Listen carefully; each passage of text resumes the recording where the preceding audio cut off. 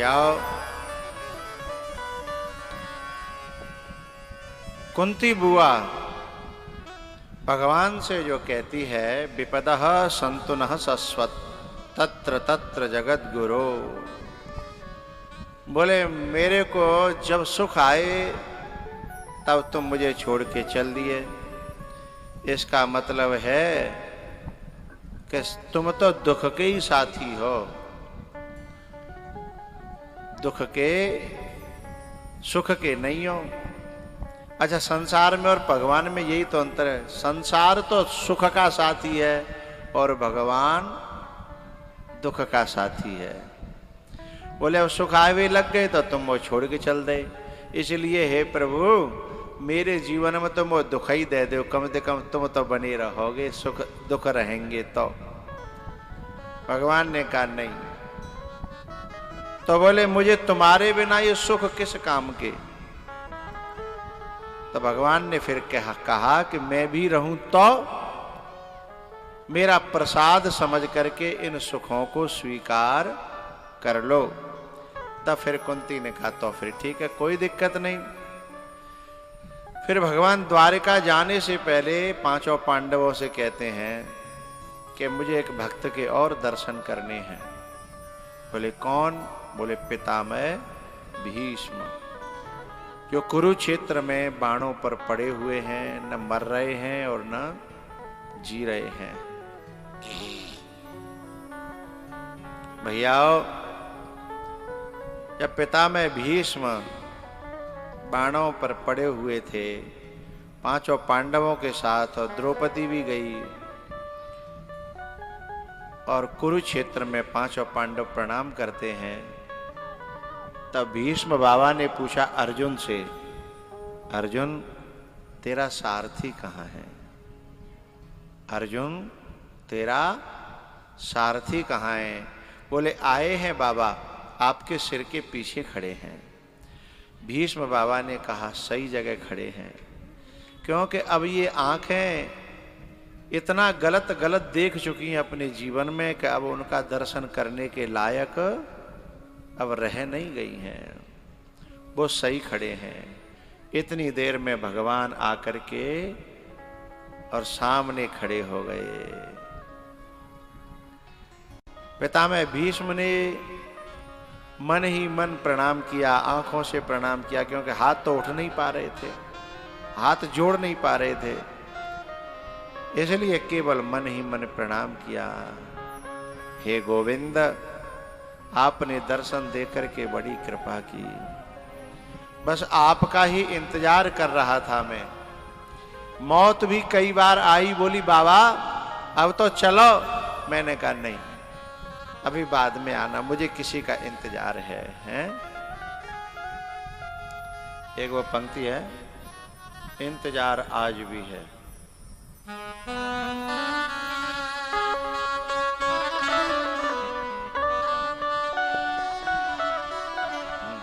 किसी नजर को तेरा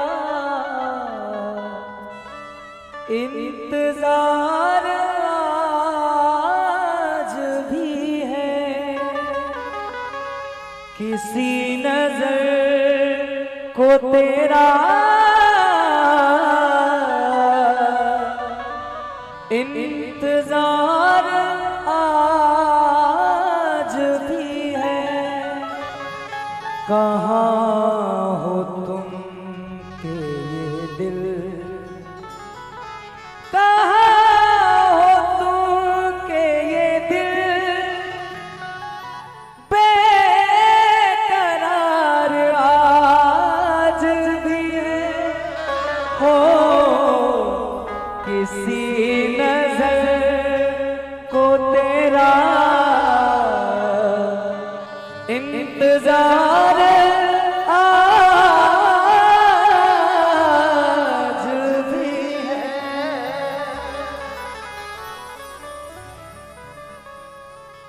भगवान के सामने पितामह भीष्म कहते हैं, प्रभु मौत आई थी कई बार, पर मैंने उससे यही बात कही कि मुझे अभी मेरी आंखों को किसी का इंतजार है। मैं एक बार उनका दर्शन कर लूं, फिर मुझे शौक से ले जाना, मैं तैयार हूं, मैंने मना नहीं किया। अरे मैंने तो अपनी मौत का उपाय मैंने खुद बताया है। पितामह भीष्म ने अपनी मौत का उपाय स्वयं बताया था। मर नहीं रहे थे किसी पे, तो युधिष्ठिर से कहा था कि यदि कोई नारी अथवा कोई अर्ध नारी यदि मेरे सामने आ जाए तो मैं हथियार डाल दूंगा, और तब ही मुझे कोई मार सकता है इस धरती पर, जब तक मेरे हाथ में धनुष बाण हो तो तीनों लोगों का मालिक भी मेरे सामने टिक नहीं सकता।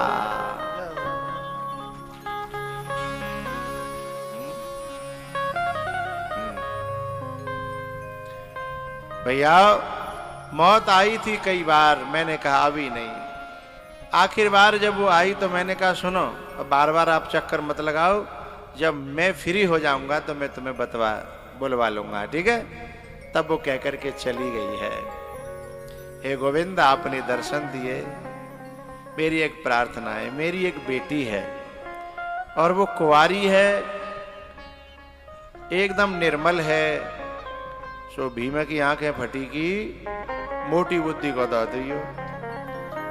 बोले बताओ, हम तो अब तक समझ रहे कछु और ज्ञान करो कछु। तब अर्जुन ने भीम से कहा ने कि ठहरो, इंतजार करो, बड़े बूढ़ों के वाक्यों में शब्दों में बड़े बड़े अर्थ छुपे रहते हैं, ये कोई सामान्य मनुष्यों की बातें नहीं हैं। मजले भैया, ये पितामह भीष्म जैसे ब्रह्मचारी की बात है। तब पितामह भीष्म ने कहा, हे गोविंद, मेरी जो बुद्धि है ना वही मेरी बेटी है, और मैंने अपनी इस बुद्धि रूपी बेटी को बड़े जतन से सींचा है, पाला है, बड़े प्यार से, और मैं इसको बड़े दिनों से सजा रहा हूं। आप इसे स्वीकार कर लीजिए, मैं धन्य हो जाऊं। एते मते रूप कल्पेता वितृष्णा भगवती शाश्वत पुंगवे विभूमि।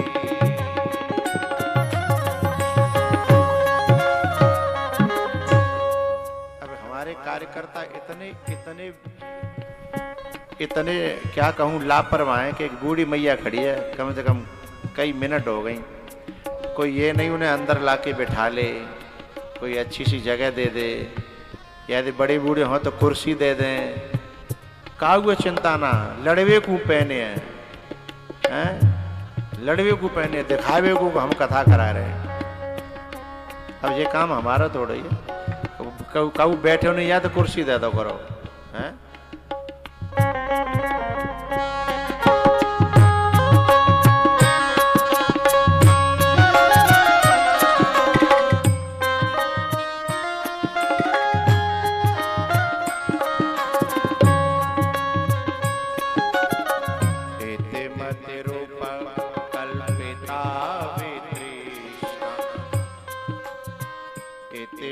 रूप कल्पिता वितृष्णा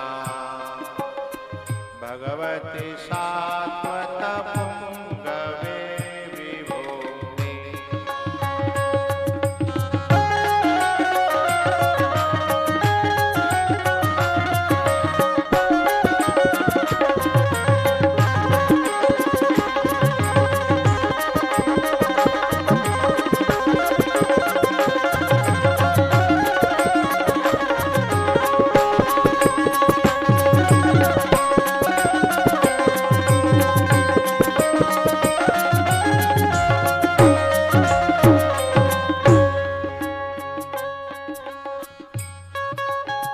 स्वसुखम पगते क्वचिद् विहर्तुम्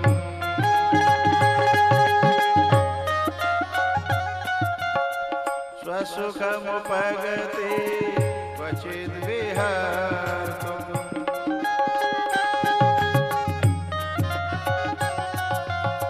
प्रकृतिमुपेयुषि यद्भव प्रवाहः।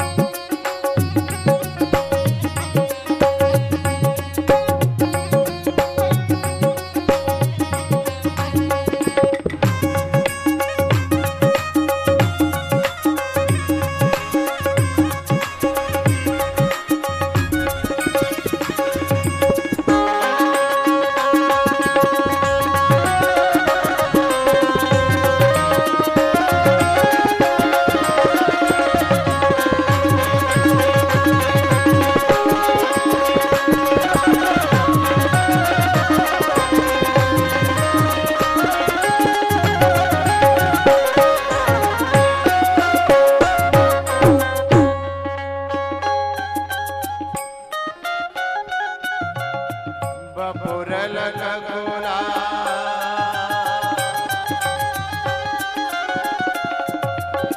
बपुरल खगोला वृताननाब्जम्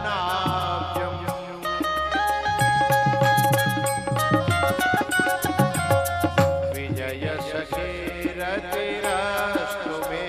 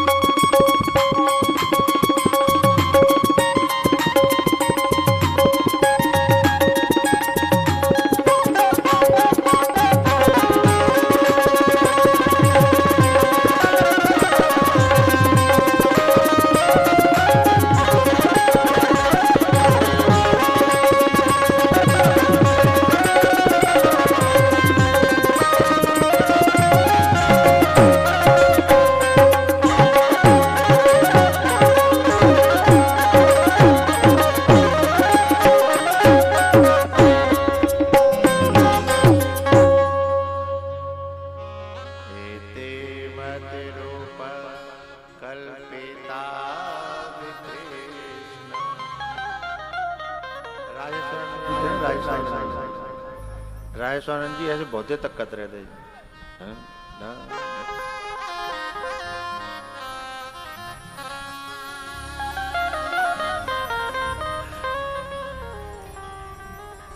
एते मति रूप कल्पिता वितृष्णा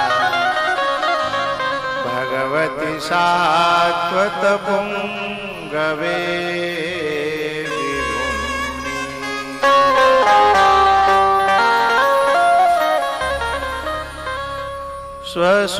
स्वसुखमुपगते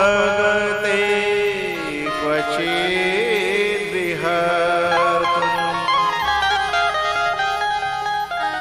प्रकृतिमुपेयुषि यद्भव प्रवाह।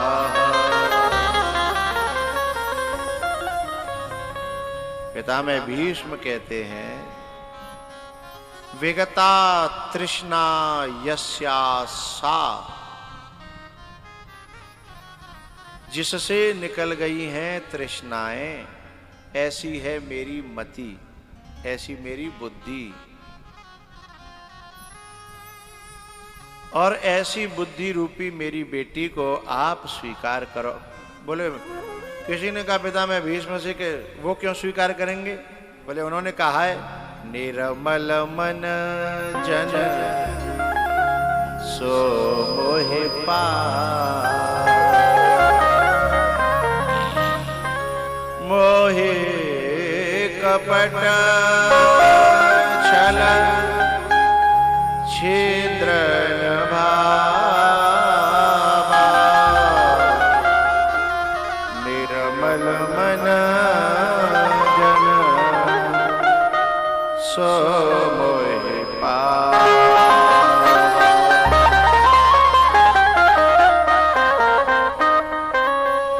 मोहि कपट छल छिद्र न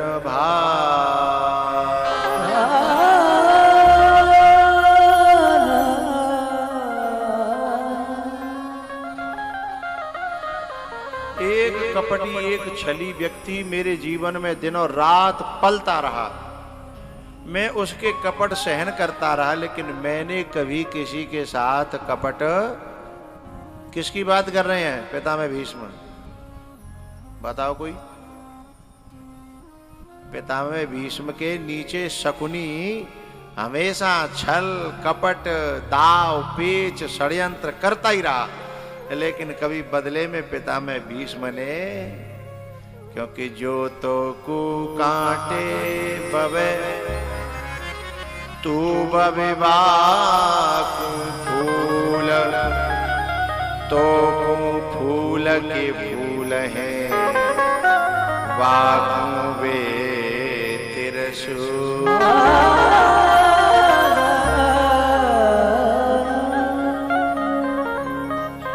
साधक को हमेशा अपनी साधना किसी भी प्रकार नष्ट न हो, इसकी कोशिश करनी चाहिए।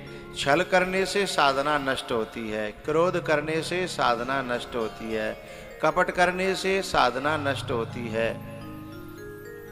यदि ये करने की नौबत आ जाए तो ऐसे लोगों का ही त्याग कर देना चाहिए। पर साधक को इन चीजों में प्रवृत्त, क्योंकि ये भगवान को पसंद नहीं है और साधक का लक्ष्य है भगवान, तो भगवान के पास जाना है। तो एक वो पंक्ति है ना, मैली चादर ओढ़ के। मैली चादर को मतलब छल कपट षड्यंत्र झूठ चतुराई और ठगी, ये सब जिसकी चादर में जाके दाग लग गए तो फिर वो अपने मालिक के पास जाने लायक।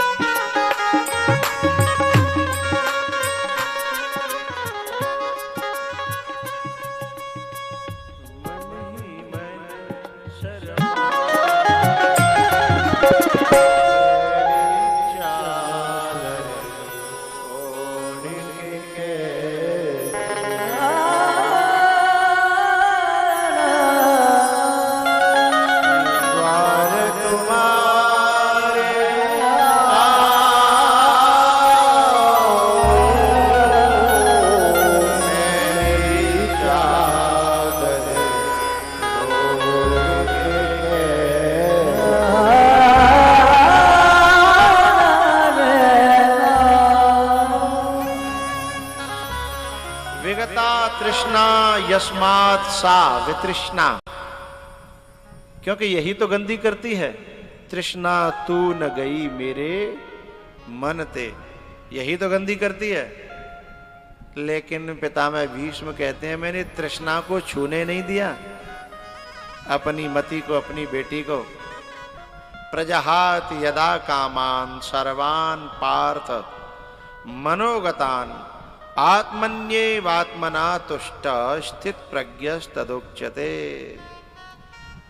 कामान सर्वान यदा प्रजहाति, जब सारी कामनाओं को जिस समय जीव त्याग देता है, तृष्णा को त्याग देता है, और आत्मनि एव संतुष्ट, आत्मन्येव आत्मना तुष्ट संतुष्ट स्थित प्रज्ञ तत् उच्यते, वह स्थित प्रज्ञ कहा जाता है।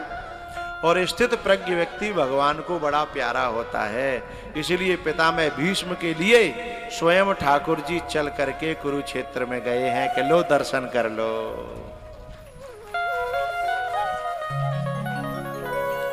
और पांडवों से क्या कह रहे थे कि मुझे अपने भक्त को दर्शन देने जाना, ये नहीं कह रहे थे मुझे अपने भक्त के दर्शन करने जाना है। बड़ा फर्क है, देने में और करने में बड़ा फर्क है भैया। पितामह भीष्म कहते हैं प्रभु अब आप जा तो रहे हो, लेकिन मुझे ऐसी भक्ति दे जाओ अनवद्या, जो कभी खत्म न हो, कभी नष्ट न हो।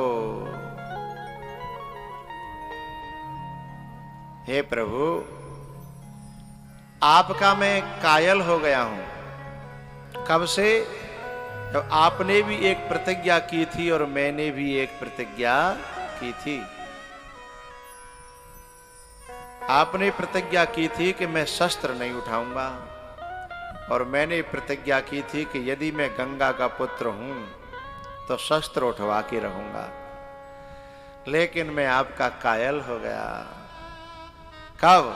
जब आपने अपनी प्रतिज्ञा तोड़ दी और मेरी प्रतिज्ञा राख ली। इसे कहते हैं महानता। जो दूसरों की प्रतिज्ञा तोड़े, अपनी राखे,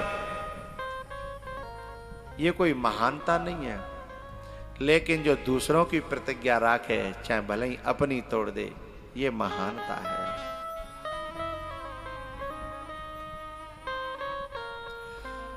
पितामह भीष्म से जो भगवान सामने खड़े हैं, ऐसे समझो पितामह भीष्म कैसे पड़े हैं पता है?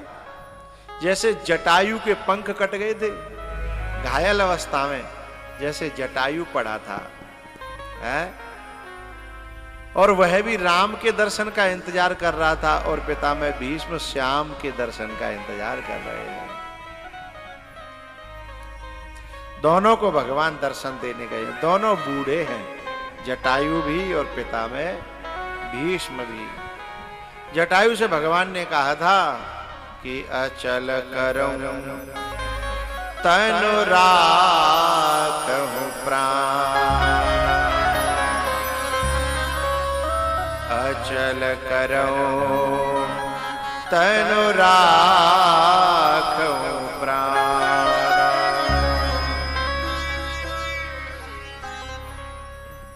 हे तात, यदि आप चाहो तो मैं आपको फिर से वही शरीर दे दूं, वही सब कुछ दे दूं, यदि आप चाहो तो। लेकिन जटायु ने क्या कहा था? अरे जिंदगी तो बार बार मिल जाएगी, पर इतनी सुंदर मृत्यु कि जब आप सामने खड़े हो और मेरा प्राण निकल रहा हो, ऐसा मौका बार बार मिलने वाला नहीं है।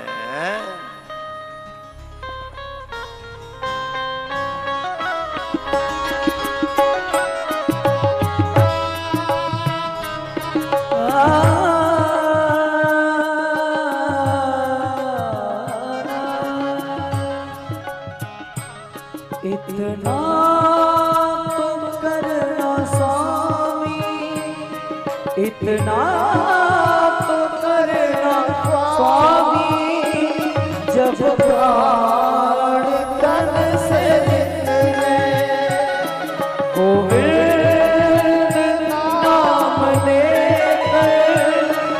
गोविंद नाम लेकर ये प्राण तन से निकले।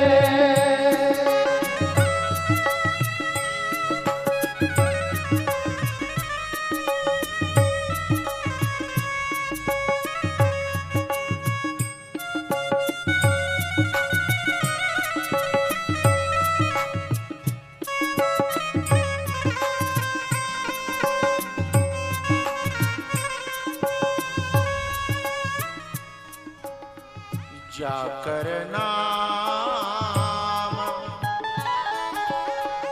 मरत मुख आवा,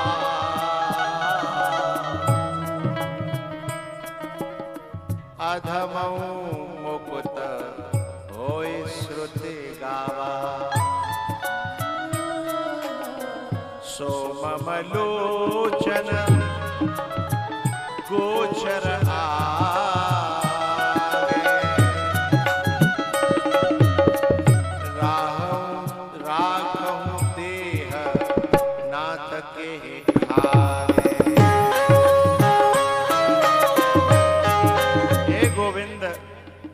बताओ, जिनका नाम लेने से अधम भी मुक्त हो जाते हैं, अंतिम समय पर मुंह में आ जाए तो, और वो नाम और नामी मेरे सामने आंखों के सामने साक्षात कराए।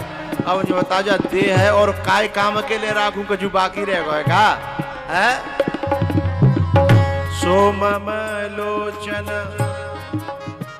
गोचर आगे, राखों देह नाथ के खागे।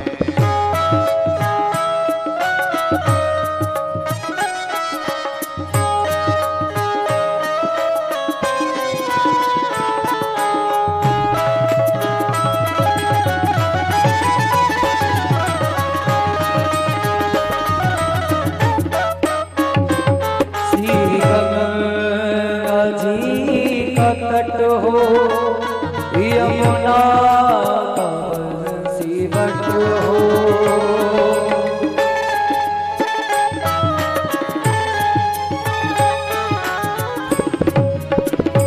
श्री गंगा जी का तट हो यमुना का बंसीवट हो।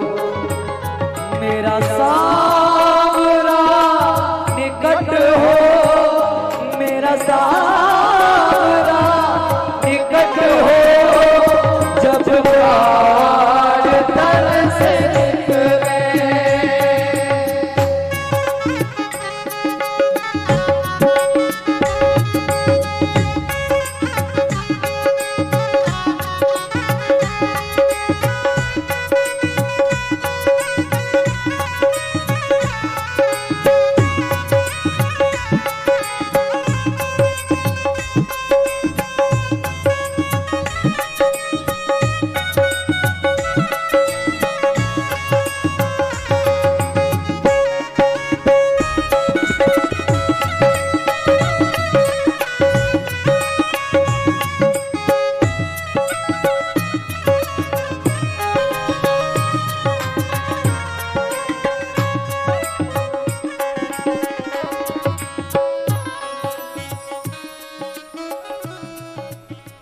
जल भरी नयन कहत रघुराई, हे तात हे जटायु, तात करम निज ते गति पाई। हाथ वहीं पे रखा कर, हटाना नहीं। तात करम निज ते गति पाई।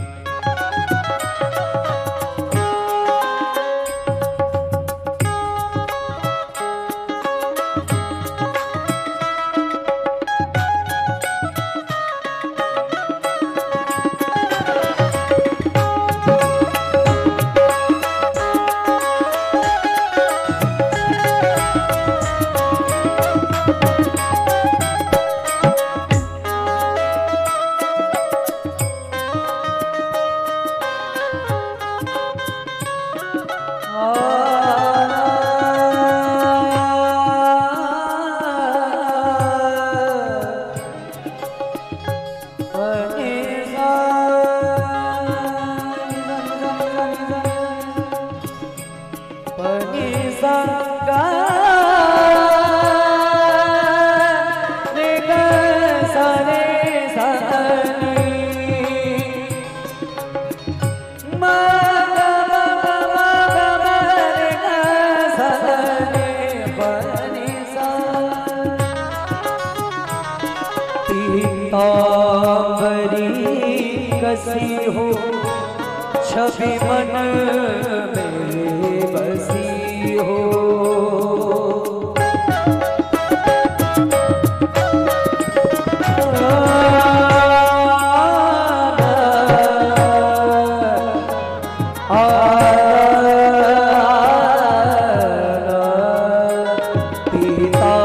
पीतांबरी कसी हो छवि मन में बसी हो होठों पे कुछ हंसी हो होठों पे कुछ हंसी हो जब प्राण तन से निकले तो पड़ेगा स्वामी जब प्राण तन से निकले।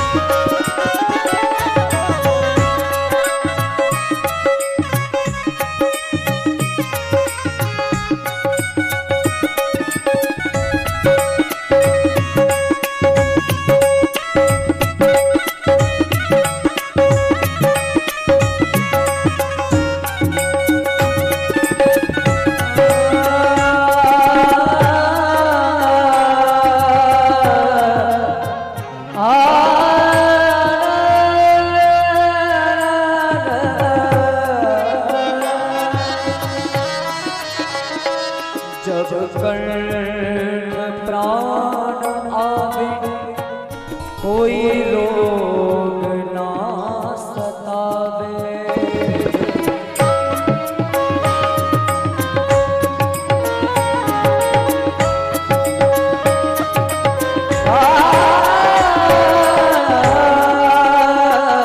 जब कंठ प्राण आवे कोई लोग ना सतावे यम दर्श ना दिखावे यम दर्श ना दिखावे जब प्राण तन से निकले इतना तो करना स्वामी जब प्राण तन से निकले।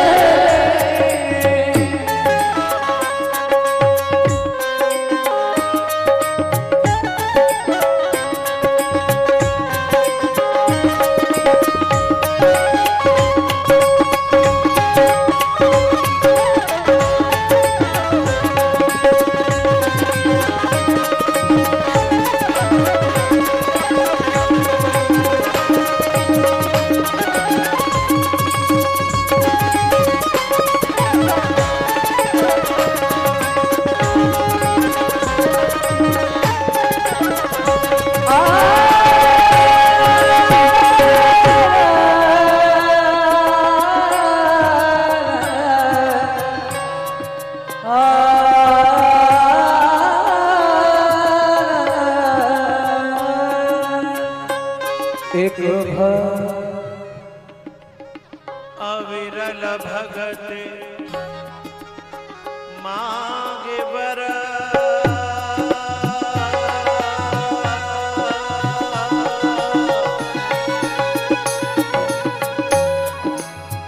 कैसी भक्ति अविरल। पिता में भीष्म मांग रहे हैं अनवद्या रत में अस्तु और यहाँ गीत अविरल भगति मांगी बर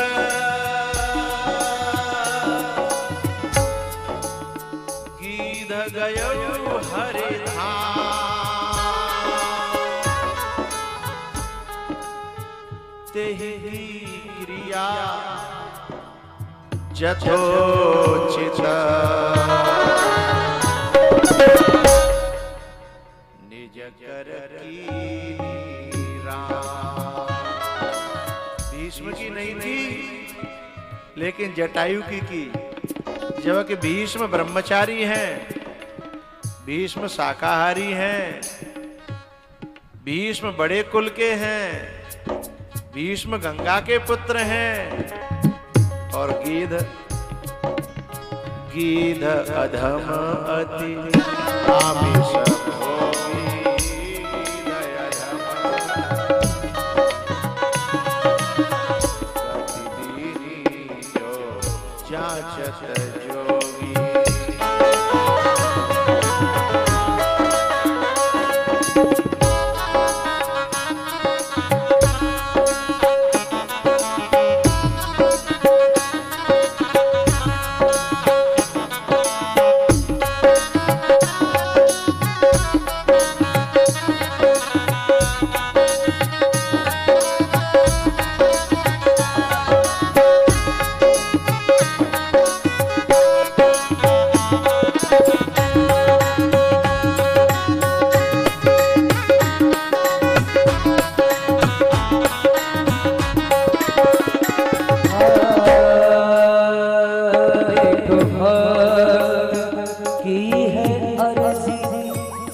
खुद गर्ज की है गर्जी।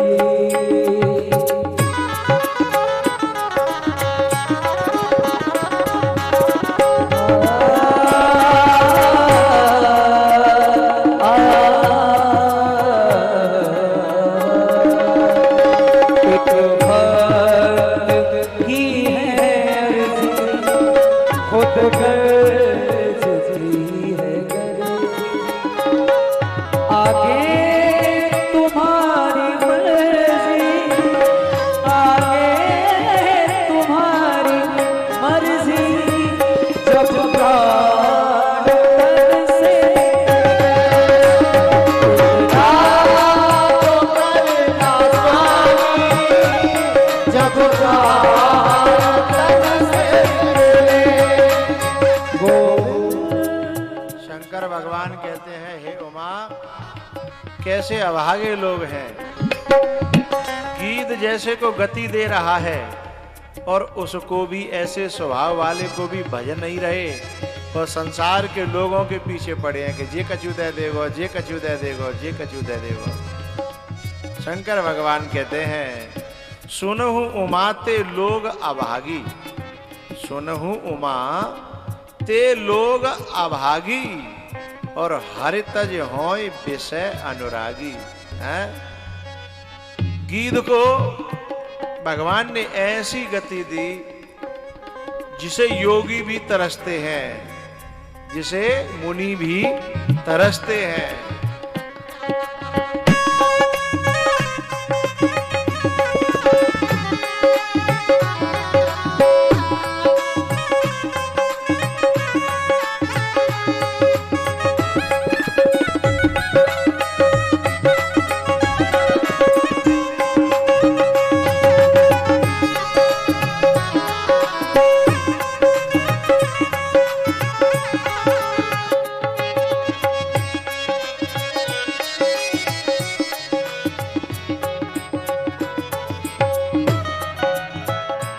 इतना तो करना स्वामी, जब प्राण तन से निकले, होवे नाम लेकर, जब प्राण तन से निकले।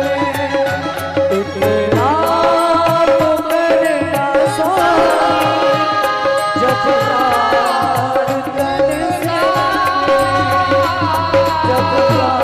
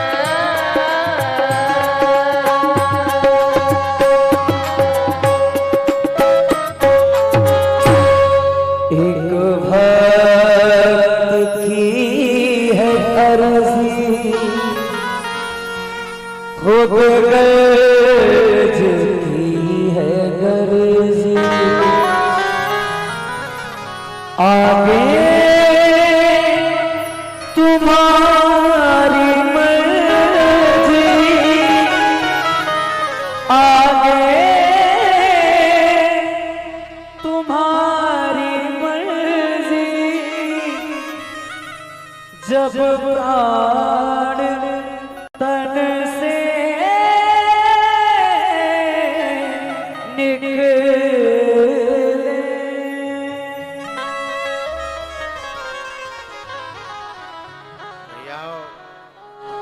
इतना कहकर के पितामह भीष्म ने अपने प्राणों को भगवान के चरणों में समर्पित कर दिया। बोलो शंकर भगवान की।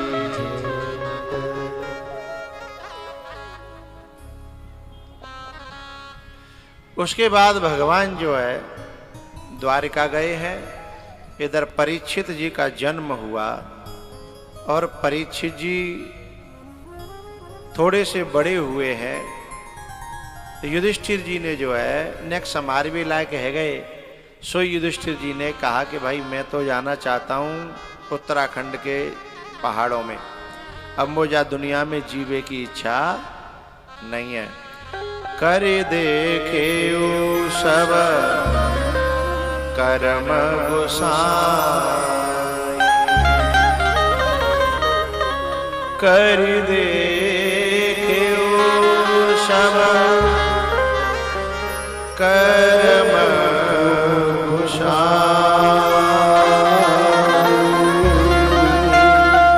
लेकिन मैं आज जितना दुखी हूं जीतवे के बाद भी विजय है गई है, लेकिन मैं सुखी नहीं हूं। बोले क्यों?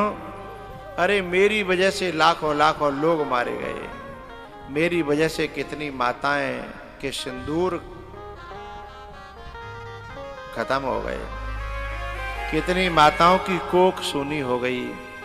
अब मेरा इस दुनिया में मन नहीं लगता, इसलिए मैं जाना चाहता हूं। चारों पांडव बोले कि ठीक है भैया हम भी चलेंगे। द्रौपदी बोली हम भी चलेंगे। तो बोले ठीक है परीक्षित को राज्य दे दो।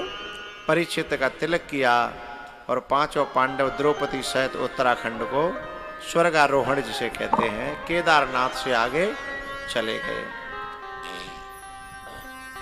इधर परीक्षित जी महाराज एक दिन जंगल में भ्रमण कर रहे थे। उन्होंने एक दृश्य देखा। क्या देखा? कि एक काला बड़ा कुरूप आदमी है और बड़ा भयंकर दिखता है, और वो एक गैया को और एक बैल को मार रहा है। परीक्षित जी महाराज तो किसी का दुख देख ही नहीं पाते थे, क्योंकि दया धर्म का मूल है। जिसमें दया नहीं है वो इंसान नहीं है। उन्होंने धनुष पर बाण चढ़ाया और ललकारा। बोले हे कौन है तू? ये अत्याचार कर रहा है मेरे राज्य में, तुझे पता नहीं है? आकर के चरणों में गिर पड़ा। बोले मैं कलयुग हूं और मेरा काम है धर्म को सताना, धर्मात्माओं को सताना। मेरा काम है धर्म को नष्ट करना। ये बैल कौन है? बोले ये धर्म है। बोले ये गाय कौन है? बोले ये धरती है। अच्छा, परीक्षित जी ने कहा लेकिन मेरे सामने तुम ऐसा नहीं करोगे, नहीं तो मैं मार डालूंगा। जब तक मेरा राज्य है तब तक तुम जो है जहां मैं कहूं वहां रह लो और चुपचाप रह लो। मैं जब न रहूं मेरे जाने तुम बाद में कुछ भी करना। मैंने एक बात देखी है, जैसे कोई बालक पिट रहा हो, माँ मार रही हो और बाकी दादी आ जाए, तो दादी कहा कहते मेरी आंखने के सामने नहीं मारेगी, मेरे पीछे तो जो करना हो सो करे, क्योंकि मुझसे देखा नहीं जाता। हाँ या ना बोलो तो करो, मूड हला तो करो ना। दादी जो है अपने नाती को पिटता हुआ, भले ही नाती चाहे सेवा करे चाहे न करे, नाती तो ज्यादातर उल्टी जवाब देता है। एक दिन एक बालक जो है छोटा सा रहे, बाकी दादी बोली लाला मुँह धो लो कर सवेरे सवेरे जग के। बोले क्यों धो ले? दादी बोली कि मुँह जब तेरी उम्र पे थी ना मैं, तो सवेरे जग के 4 बेर मुँह धो लेती थी। सो नाती एकदम बोलो तभी तेरो मुँह सिकुड़ हुआ है। अब बेचारी काक है? અને ऐसा जवाब दयो कि इसीलिए तेरा मुंह सिकुड़ गया है।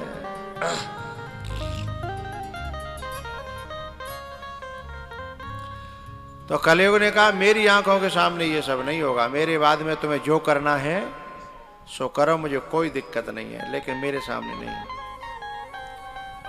बोले आप बताओ मुझे कहां कहां रहना है। 4 जगह बताई। द्यूतम पानम स्त्रियम सूना यत्रा धर्मश्चतुर्विधः। पहली जगह है जुआ, जहां जुआ होगा वहां कलयुग होगा, वहां कलेश जरूर होगा और नेक नेक बात पे होगा। चौक पे बैठे कलेश क्यों है? देखो कलयुग की बात का तक में आएगो है।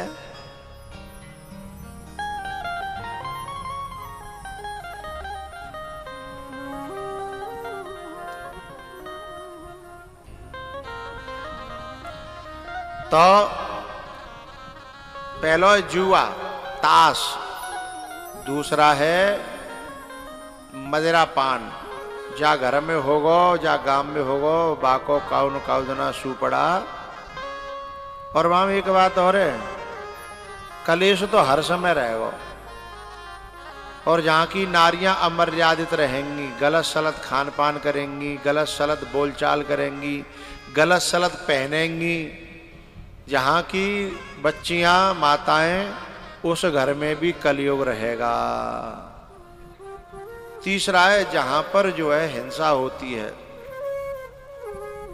कलयुग ने कही महाराज 4 जगह तुम्हें गुजारो ना है, एक और दे दो। बोले बताओ। बोले सोने में।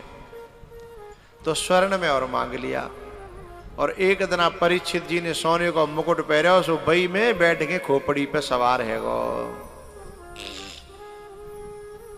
अब खोपड़ी पे सवार है गो, सो बुद्धि खराब कर दी। सोई परीक्षित जी महाराज शिकार खेलवे नहीं कर गए।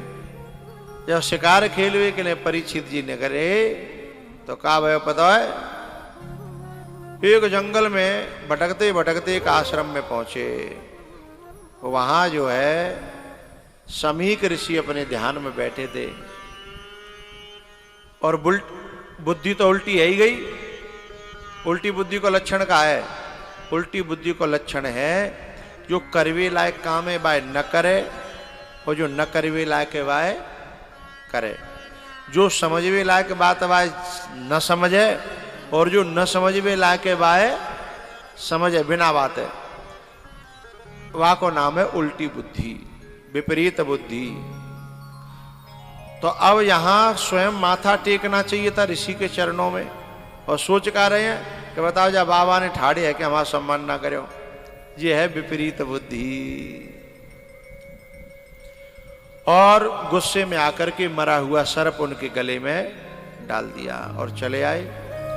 उनका बेटा था श्रृंगी ऋषि, उसने जो है श्राप दे दिया कि जिसने भी मेरे पिताजी के गले में मरा हुआ सर्प डाला है उसको आज से 7वें दिन सर्पों का राजा तक्षक उसे डस लेगा। अब श्राप लग गया। समीक ऋषि की आंखें खुली। उन्होंने कहा बेटा तुमने बड़ा गलत किया। अरे कितना धर्मात्मा राजा है, ऐसे राजा का होना बहुत जरूरी है, उचित है।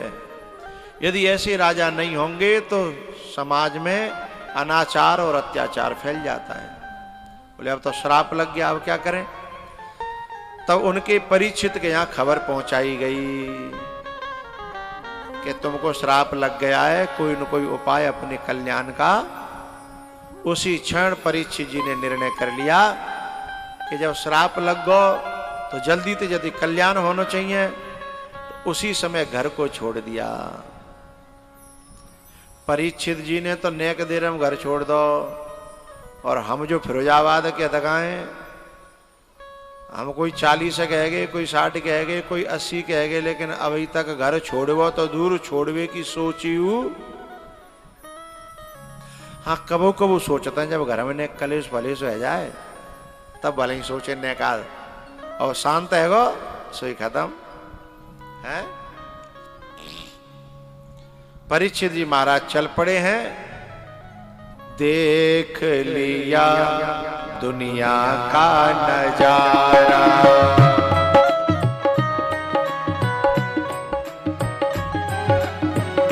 देख लिया दुनिया का नजारा, दुनिया का नजारा, ना हम किसी के न कोई हमारा, ना हम किसी के न कोई हमारा।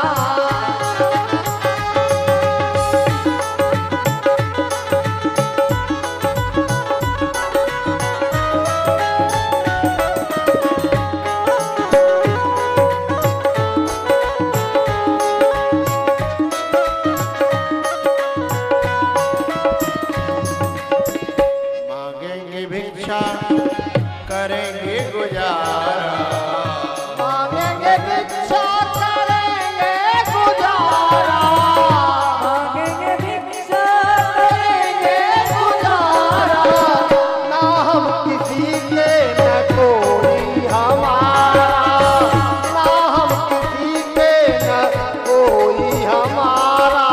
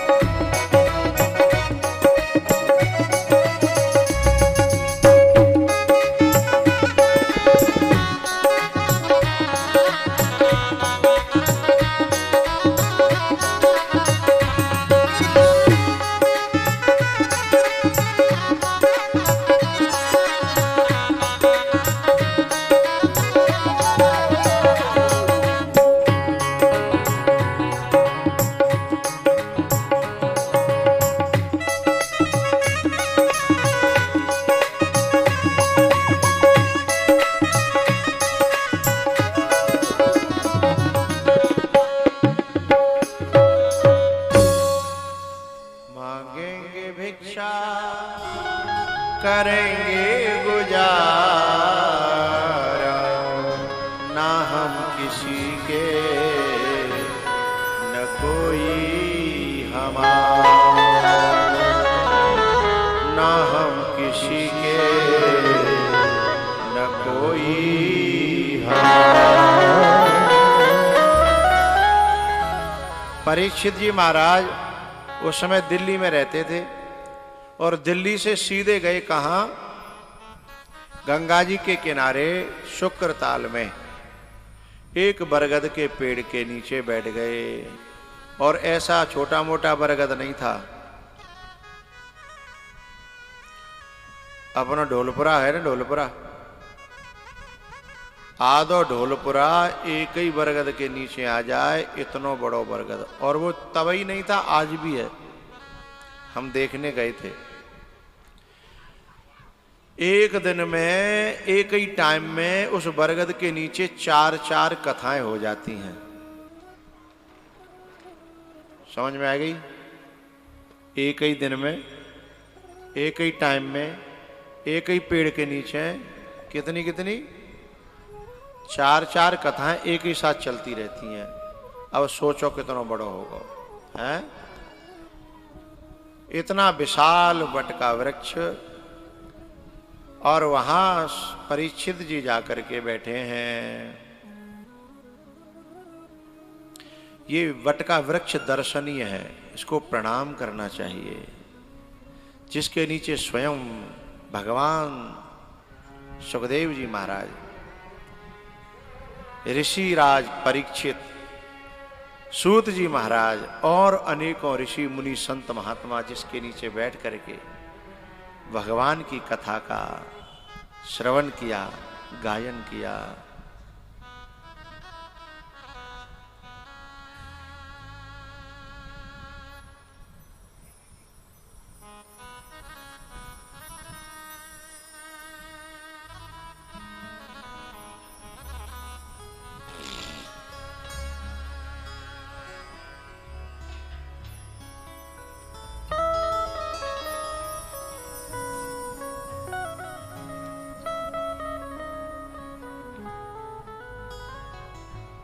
भैया सुखदेव जी महाराज, परीक्षित जी महाराज इसके नीचे बैठे और फिर उन पर कृपा करने के लिए, करुणा करने के लिए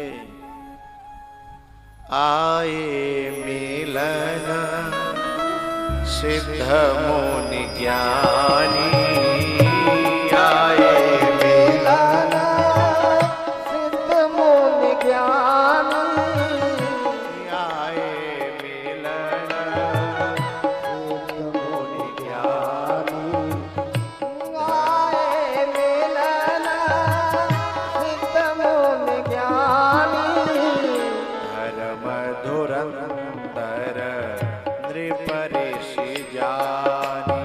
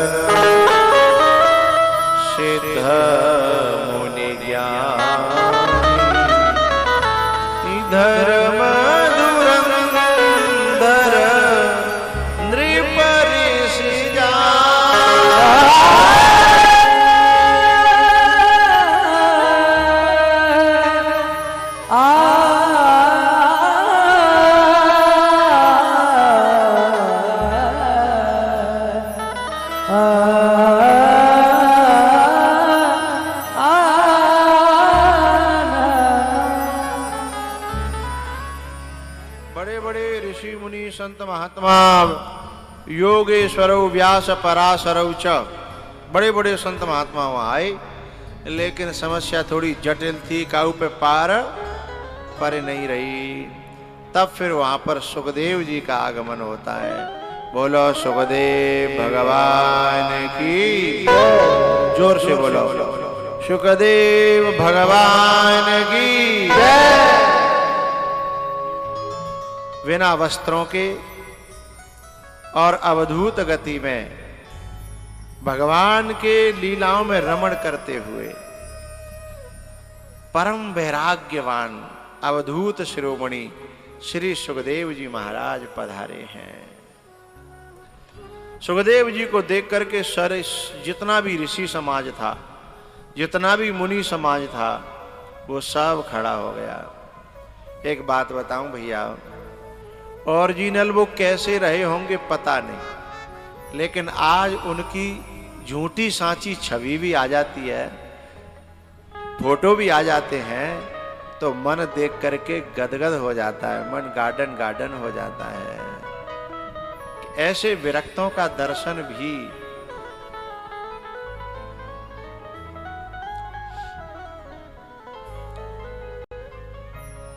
धर्म धुरंधर नृपऋषि जानी आए मिलन सिद्ध मुनि ज्ञानी धर्म धुरंधर नृपऋषि जानी तत्राभवत् भगवान व्यासपुत्रो तत्र अभवत् भगवान व्यासपुत्र, व्यासपुत्र यानी सुखदेव जी महाराज वहां पर प्रकट हुए। यदृक्षया गामट मानो नपेक्ष अनच्छलिंगो निजलावतुष्टो वृतश्च बालई अवधूत वेश। बैरागी तो है, सन्यासी तो है, लेकिन उन्होंने कोई संस्कार कराया बिना संस्कार के सन्यासी हैं। जन्म जात सन्यासी जिन्हें कहा जाता है। आए परीक्षित जी चरणों में गिर पड़े और प्रार्थना करी, प्रभु मेरे कुछ प्रश्न हैं। चबूतरे पे बिठाया और बिठा करके हाथ जोड़ करके प्रार्थना करी। सुगत परीक्षित जी महाराज ने कहा, पुरुषस्य है यत कार्यम म्रियमाणस्य सर्वथा। बोले जो जीव निरंतर मर रहा है उसे अपने कल्याण के लिए क्या करना चाहिए। ए भैया, पांडाल में जितने बैठे कहा, मैं तुमसे एक बात पूछ रहा हूं, यूं बताओ तुम में तो कोई मर तो ना रहो। जिनते पूछ रहा हूं, जा मोहल्ला थे घूंघट वारे थे, तुम में तो कोई मर तो ना रही। सब ना ही हराए, नारे हला रही, बोले हम ना मर रही। अच्छा, तुम में तो कोई जिंदी हत्या है? एक जिंदी ना है, सब मर रही हैं। पूछो तो बताऊं, बोलो। तुम पूछ रहे हो? अच्छा जो बताओ, जो 20 साल को है वो का है, बाकी उम्र में तो 20 साल घटी हैं कि बढ़ी हैं? घट गई ना, तो 20 साल मरी तो वो भाई 80 साल की उम्र ही मान लो या 100 की मान लो, वहां में तो 20 साल चली गई तो 80% ही तो रहेगा, और 40 चली गई तो जो बताओ मर रहे हैं कि जी रहे हैं? अब तुम क्या कह रही हो? मर रही है ना। 40 चली गई, 60 चली गई तो, और 80 चली गई तो क्या बचो? 0/0 है जाएगी। क्योंकि मैंने कल ठाड़े करे 80 भाई, अब बिना की मरगटी मिसकॉल तो दे रही हैं।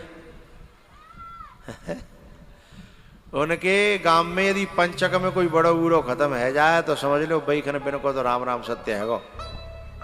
बोले बड़े बूढ़ो 5 पंचक में कोई मत जाए तो जो कहते हैं 5 ने लेके जाते है। तो अब जितने भी 80 के पेटे में होते हैं वो सब माला जब वो तेज चालू कर देते हैं। जबकि बिनो को वो कजू काम ना, न तो घरवाई खुश बिनते, न पड़ोसवाई कोई काम ना, पर तब बिन की माला तेज सटक रही है। हम पूछे में का बात है, माला तेज कैसे चल रही? बोले पंचकर्म मर गो फलाने को बाप। अच्छा जय मारी माला तेज है रही है।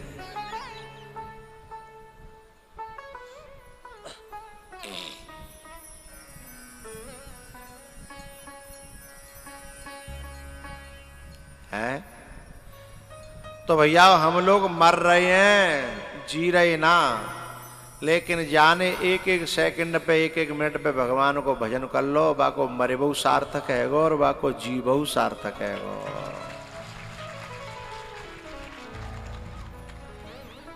बाको बाकी हर सांस काम आ गई ना, भजन में बिता दी तो और पीवे खावे में बिता दी तो बेकार चली गई। अब लौट के मुआवी वारी नहीं है। परीक्षित जी ने वही प्रश्न किया कि जो जीव निरंतर मर रहा है उसे अपने कल्याण के लिए क्या करना चाहिए? सुखदेव जी महाराज बोले, परीक्षित तुम्हारा प्रश्न बड़ा श्रेष्ठ है, बड़ा उत्तम प्रश्न किया है तुमने, आनंद आ गया। ऐसी बात पूछी है कांटे की कि बताने में भी आनंद आएगा। वरियान सते प्रश्न कृतो लोक हितम नृप, ये लोक का हित करेगा। शंकर भगवान ने जब राम कथा पूछी, शंकर भगवान थे जब पार्वती ने राम कथा पूछी तो बेऊ बड़े खुश भये। धन्य धन्य गिरिराज कुमारी,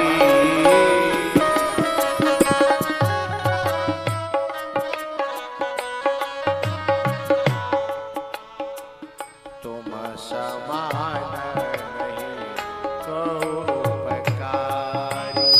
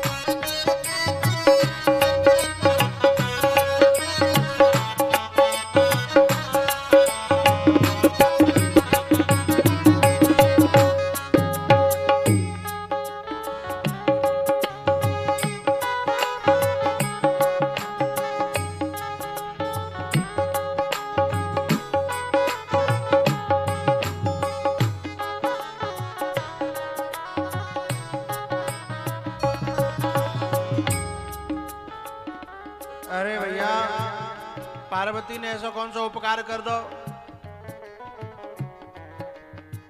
पूछे रघुपति कथा प्रसंगा, पूछे रघुपति कथा प्रसंगा, सकल लोक जगत पावन गंगा।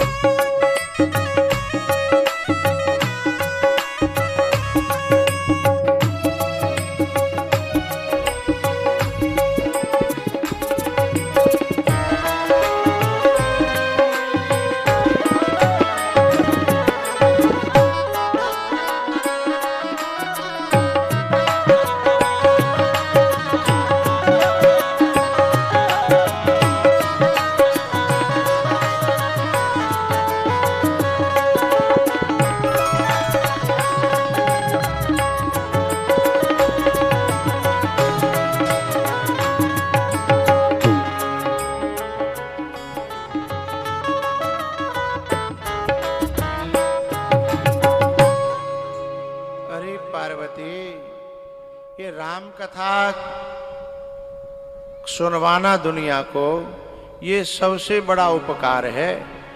अब ये जो बालक जो यहाँ ढोलपुरा के इकट्ठे होकर के बड़ी दूर दूर से जो नौकरी कर रहे हैं, कहूँ बाहर काम कर रहे हैं, सब इकट्ठे हो जाते हैं, पैसा इकट्ठे करते हैं, छुट्टी लेते हैं, काम बंद करते हैं और फिर जाकर के ये कथा कराते हैं।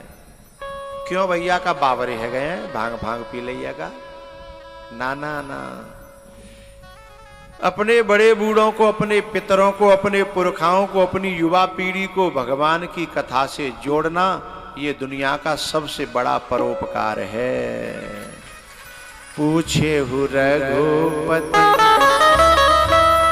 कथा प्रसंगा, सकल लोक जग पावन गंगा। धन्य धन्य गिरि राजकुमारी, तुम समा